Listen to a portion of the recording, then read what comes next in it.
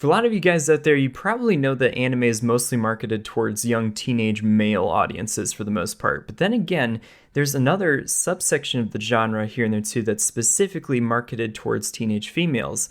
And it's specifically called shoujo animes. Me personally, my first exposure to anime that was kind of marketed towards girls here and there was Sailor Moon way back when, because back in the day here and there too, and wow, I'm really showing my age here and there too, we used to watch Sailor Moon a whole lot before Dragon Ball Z, because on Toonami it came out right before Dragon Ball Z would insert like the programming with the timeline.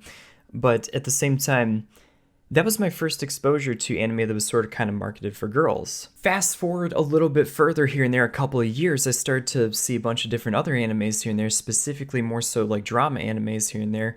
One in particular that comes to mind is Marmalade Boy, actually. A lot of these stories take like a character introspection here and there too, where it kind of goes over a lot of what the character is thinking or going through at the particular time, and it's usually centered right around a main leading actress in the show. This actress usually has like a couple of different love interests that come up either at the same time or throughout the entire show here and there, to where it's not exactly sure exactly how she's going to end up in a relationship with this character, if they're just going to be friends, or perhaps they're going to be boyfriend and girlfriend. But then again, that's kind of the mystery and intrigue of the entire thing. Speaking around that time here and there, maybe let's say like in the early 2000s or something like that, there was another anime that came out that was a shoujo anime that centered around one leading actress with a couple of different male potential love interests here and there. And that anime was Fruits Basket. But wait, Doug, are we talking about the early 2000s anime? Is this the one we're going to be covering today? No, actually we're covering the remake that was done and released around like 2019 timeframe. But then again, there's a huge story behind that one too. Fruits Basket, or at least the 2019 version, is a 25-episode romantic comedy anime that's centered around the orphan girl Tohru.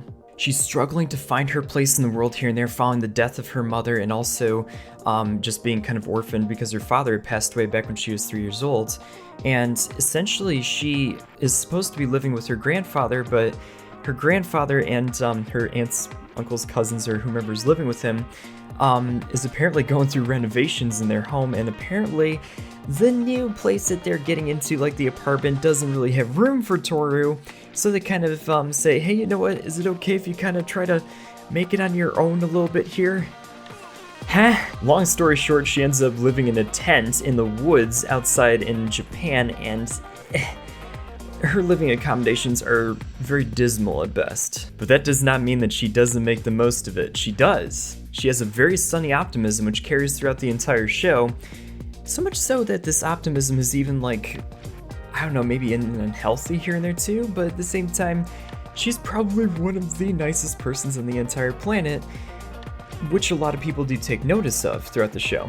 And one particular family that does take notice here and there too is the Sohma family, which is a little bit unusual in the sense that most of the members of the Sohma family, most, not all, are mostly guys for the most part, and a couple of them just happen to be students at her school. But there is a twist to everything going on with the Sohma family, in that it's also an unusual situation in that every single member of the Sohma family is possessed by a member of the Chinese Zodiac. And not only that, what's even more intriguing is that they can transform into the animals that they are aligned with the Chinese Zodiac. Kind of a fun story if you really ask me, but this one came out from the mind of Natsuki Takaya, and she developed the story throughout 1998 through 2006 in her manga of the same version that came out way back when, that was released into an anime format back in 2001. But again, as I mentioned beforehand, there was slight controversy here and there when the show first came out, in that she and the studio's director, Studio Deen's director, had a little bit of a thing going on to where they didn't involve her so much in the original concepts of the show, where, okay, yeah, they took pieces of her manga here and there too, but they kind of ran a little bit with changing up the story a little bit. They took a few liberties with their characters, maybe changed a little bit of the story up to just kind of fit it here and there for the show. But Takaya had a big problem with that because she would say that it kind of lost the original essence of what the show was kind of about. Fast forward to 2019, and essentially Studio TMS comes up to her and says, hey, you know what? We didn't like that show neither, so if anything, why don't we remake it? Well, let's have you be a lot more intimately involved in this. And that's why a lot of fans of the original manga are basically rejoicing here and there too, because it's like it carries a lot more of the original essence of what the show is about. And the best part is that we're getting a second season of the show, which is awesome. So fans of Fruits Basket, rejoice. We are getting the second season, which is amazing. And yes, we're going to be seeing a lot more of this one for sure. But let's take a look at this show. For a lot of you guys out there who have never seen this before, it is a wonderful show. But let's look at our main cast of characters. First up, we have Tohru Honda. Now, she is our leading lady, and right from the beginning of this video, yes, she was basically orphaned. Her father passed away when she was 3 years old, and her mother died of a car accident just recently here and there too, where a car hit her, I guess, while she was just walking in like a crosswalk or something. So she supposedly is living with her grandparents, at least for the time being, or rather her grandfather. But yeah, again, because he's undergoing renovations to his house, he can't accommodate her. So now she's living in the woods in a tent outside in the middle of Japan somewhere. Huh? She does have a couple of part-time jobs here and there to try to make ends meet, to pay a couple of bills and stuff to make sure that she can support herself. But again, she's just out there in the middle of the woods, kind of does her own laundry, kind of cooks her own meals here and there too. Carries a picture of her mom, who's basically her inspiration for continuing and doing as much as she can in order to bring positivity and enrichment to everybody's lives. But again, as you might imagine, living in a tent in the woods, even though it could possibly work, does have its complications. She's basically at the mercy to the elements that are out there here and there with the weather and everything else too, and it doesn't really work out too well for her. But it does catch the attention of one Yuki Sohma. Tohru finds out that she passes the Sohma house essentially on her way to school, and even though Yuki kind of takes a liking to her kind of from afar here and there too, he's a little bit shy here and there in terms of expressing his feelings, but she finds out that he lives basically on her way to school. And it gets a little crazy from there. The rest of the members of the Sohma family kind of find out that she's got these weird living conditions here and there too, and following a landslide, they were like, no, you need better living accommodations, so why don't you come live with us? In this crazy arrangement here though too, Tohru actually takes up residence with all these male dudes and whatnot, but she does so rent-free, and she basically does a lot of their chores and stuff for them, and basically brings enrichment to their lives here and there too. They don't try anything. They're not like that. But she discovers something very, very odd about each one of them when something weird happens. You have another boy who drops down from the ceiling, and he starts a fight with Yuki for the most part, and we find out that they're kind of brothers, if you will, here and there in the Sohma family for the most part. Well, brothers in alignment, not by, like, blood or family or anything like that. And in order to stop the fighting, Tohru basically brings them all into a big hug, and she finds out that they can transform into animals. What follows is this ridiculous adventure of her finding out like all the different members of the Sohma family as they come over to visit, and it's just absolutely crazy. But again, as her character is really concerned, she again is very empathetic and for the most part very good-natured, and she listens to a lot of their problems growing up here and there, because a lot of members of the Sohma family have been kind of shunned as kids here and there too by either their parents or by society, but she's always willing to help them out. And again, growing up, she was again very close to her mom, but when her mom was like telling her the story of the Chinese Zodiac, she hears the section over here how the cat was tricked by the rat into not making it into the induction ceremony. So being the empathetic person that she is, Tohru aligns herself here and there with the cat, even though that doesn't fall in with her calendar. And the next character on our list is Yuki Sohma, and he's essentially the most popular guy in school, who's basically this intelligent, good-natured, kind of a quiet guy, but very good like example for others to follow here in the too. Kind of a pretty good example of steady leadership in like any society really. But of the members of the Zodiac family, he aligns himself with the rat, so naturally he's always in conflict with Kyo, who's in alignment with the cat. And yeah, they fight a lot. But again, he's very good-natured, he's very quiet, he takes a liking to Tohru for the most part. But we don't really see too much of a relationship form between the two of them, other than they become like besties for the most part. But there's always that chance, that underlying tension here and there, will they, won't they kind of thing that goes on through the entire show, which still makes it super fun to watch. And next character on our list, and again guys, we have a lot of characters to get through, is Kyo Sohma, who is in alignment with the cat. Now on one hand we have Yuki, who's kind of like the cool, calculating, kind of pretty boy for the most part, who's just kind of beloved by every single member of the school, Kyo is a little bit different in the sense that he's very hot-tempered, always up for a fight, always stands up for what he believes in. Even if he has to get into many conflicts with a lot of people, he still goes for a lot of different things like that, and it's absolutely still really cool to watch, especially when you have the two of them in sharp contrast with each other. It's very difficult for Kyo to open up to people here in Natsu because a lot of times his relationships have been strained over the course of time. His mother was very overly protective of him, but at the same time it's one of those situations where when she passed away, he definitely didn't really look on it with a sense of sincerity to the point where it's like, okay, you're just being nice to me because you don't want me to blow up, because he does have another little secret, which I won't spoil for a lot of you guys. But again, being the hothead that he is, he's always up for a scrap here and there too, especially if it involves Yuki, whom he doesn't really like. But at the same time, when Tohru comes into the picture, she kind of changes him in a way. And then last of our main cast here and there is Shigure Sohma, and he is the dog, and he is absolutely so freaking wonderful to watch. He's essentially the happy-go-lucky author who is just kind of dodging his editor at every turn that he can get, causing her insanely hilarious amounts of pain here and there too. Okay, it's not exactly all that great to watch your editor go through a lot of pain, but at the same time it's really fun for the viewers to watch. He's the guy who's the head of household essentially with the Sohma house that's right by Toru's tent at the start of the show, and essentially he spends most of his time just writing at home, just kind of dodging his editor and kind of just taking things at his own pace here and there. But again, his carefree, fun-loving personality makes him a great addition to the cast, and he's somebody who kind of keeps the story and basically the entire family together throughout the entirety of the show. I won't go into the supporting characters too much here and there too, but we do have a huge cast. I mean, a lot of characters here and there in the show that I would absolutely love to cover. And again, first up, Toru's mom, who is not exactly in the show as an active character because she at this point is dead, but at the same time, her influence is felt throughout the entirety of the show.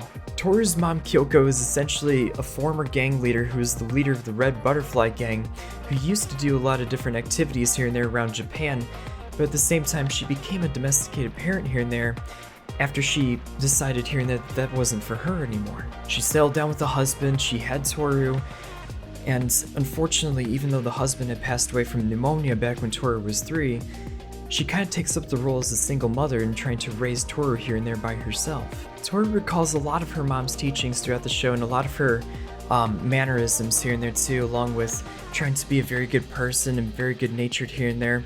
A lot of life lessons growing up here and there too, even if it was kind of rough and tumble, kind of going through growing up here and there and being a gang leader, but also reforming yourself to being somebody who's really good natured and somebody who cares for a lot of people and is very empathetic towards others. But again, Kyoko's influence is felt throughout the entirety of the show, as a lot of characters, especially so Tohru, had definitely looked up to her.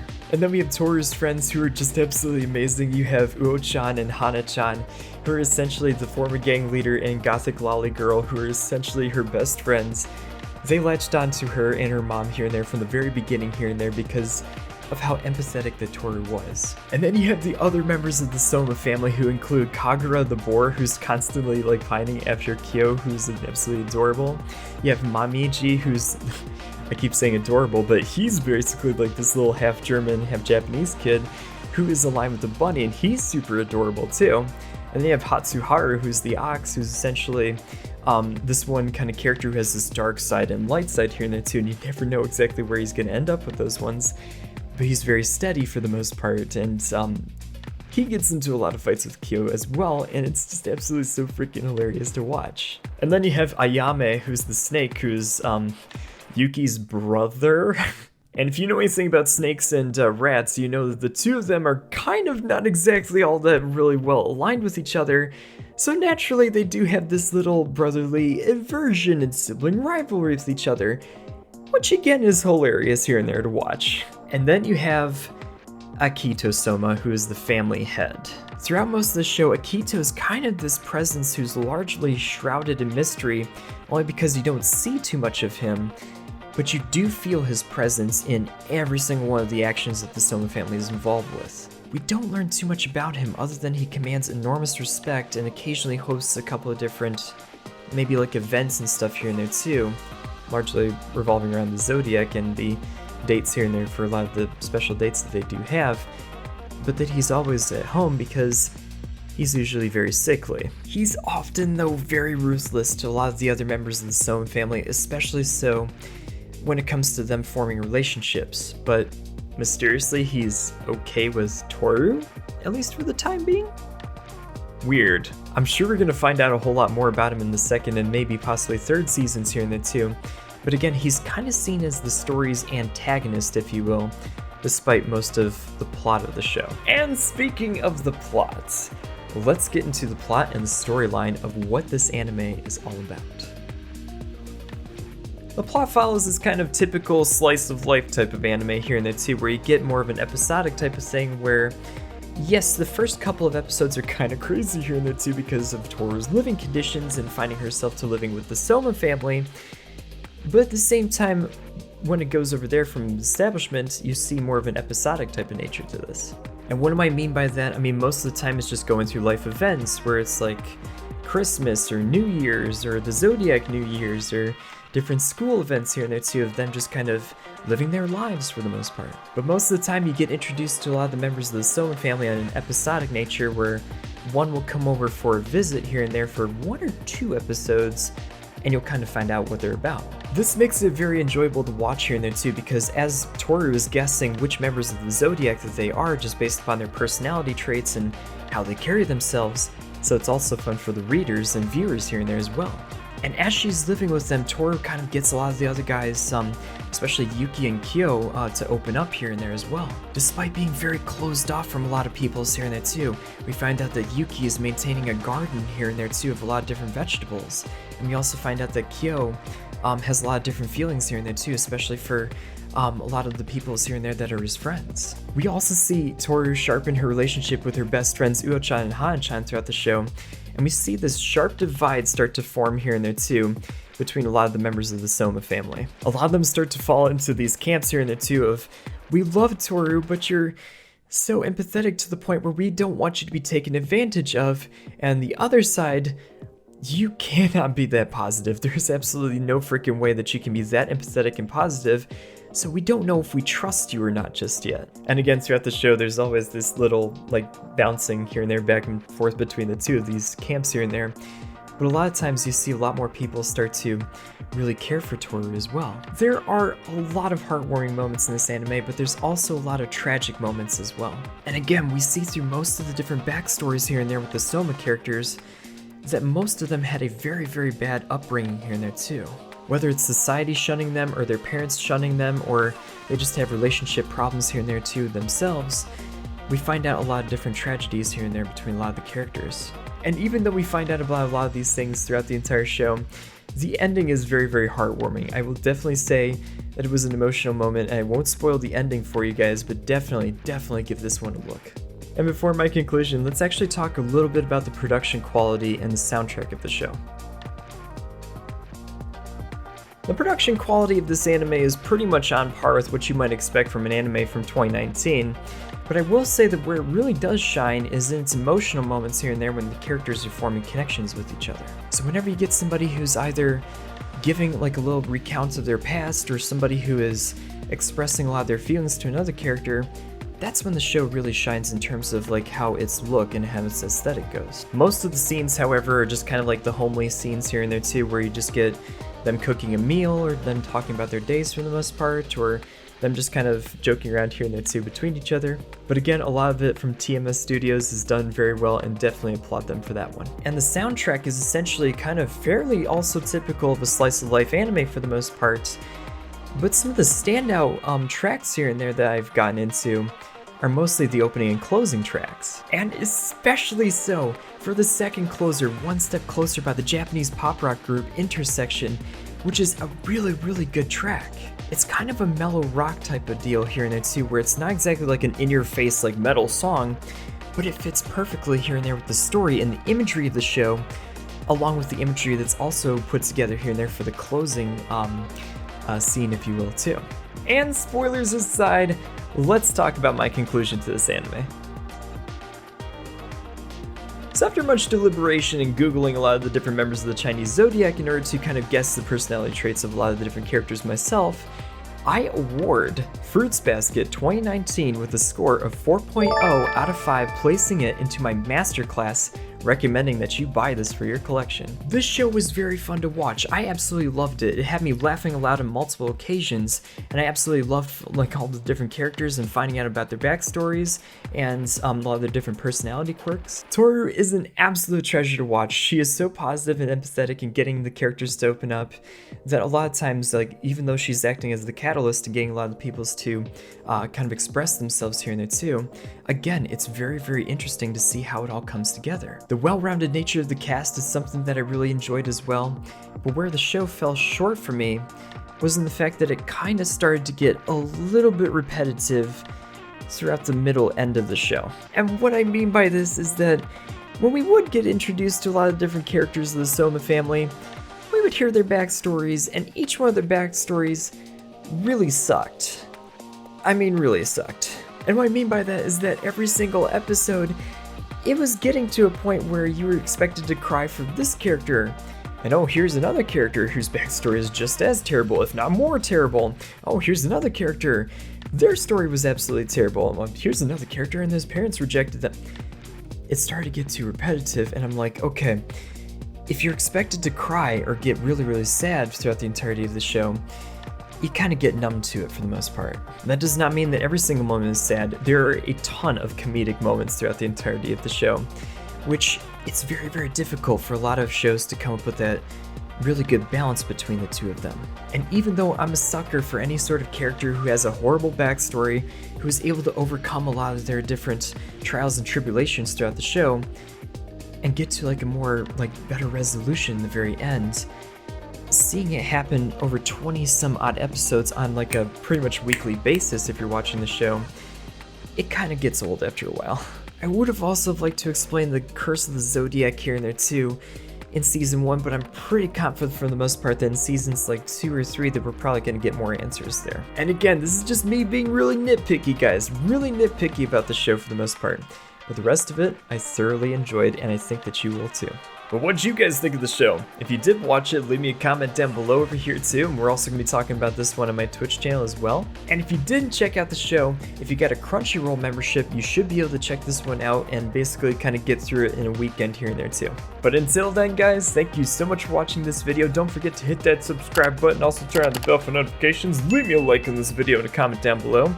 And don't forget to check out some of our other anime reviews here and there too, and oh my god, we're getting through a lot this year. And with that, I bid you adieu, and I will see you soon in the next video. Bye-bye!